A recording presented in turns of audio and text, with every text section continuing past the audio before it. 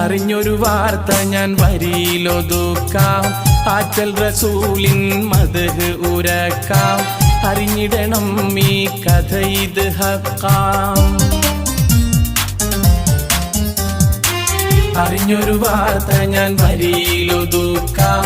ആറ്റൽ റസൂലിൻ മദ്ഹ് ഉരക്കാം. അറിഞ്ഞിടണം ഈ കഥ ഇത് ഹക്കാം. ഹക്കാണേ കരഞ്ഞത് ഒരു ഈത്ത മരത്തിൻ തടിയാ.